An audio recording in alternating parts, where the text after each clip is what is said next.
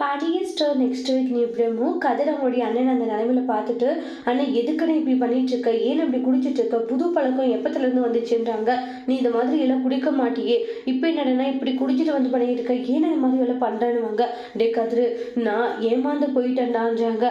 அந்த மயில் எனக்கு நம்பிக்கை துரோகம் பண்ணிட்டா. அவ மேல எவ்வளோ நம்பிக்கை வச்சா, ஆனா அவ கடைசியில என்ன இப்படி முட்டாள் மாதிரி ஏமாத்திட்டு போயிட்டாளேடா அப்படின்றாங்க. என்னென்ன சொல்ற?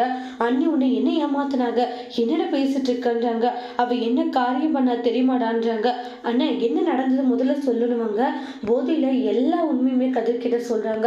மயில் வந்து ஏமாத்தின ஒட்டுமொத்த விஷயத்தையுமே சொல்றாங்க. அதை கேட்டுட்டு கதிர் பயங்கரமா ஷாக் ஆகுறாங்க. என்னென்ன சொல்லிட்டு இருக்க? அண்ணி இப்படி ஒரு விஷயம் பண்ணியிருக்காங்க. ஆமா, இவ்வளோ விஷயத்த என்கிட்ட மறைச்சிட்டா அப்படின்னுவாங்க. கதிருக்கு ஒட்டுமொத்த விஷயம் தெரிய வருது. அவங்களுடைய வயசு அதிகம், அதுக்கப்புறம் அவங்க கன்சீவா இருந்து அவங்களா வந்து பொய் சொன்னது, இந்த மாதிரி பல விஷயங்களை சொல்றாங்க. அதெல்லாம் கேட்க கேட்க அப்படியே கதிர் ரொம்ப ஷாக் ஆகுறாங்க. இந்த அளவுக்கு நிறைய விஷயங்கள் மறைச்சிருக்காங்களேனா அப்படின்ட்டு கதிர் ஃபீல் பண்றாங்க.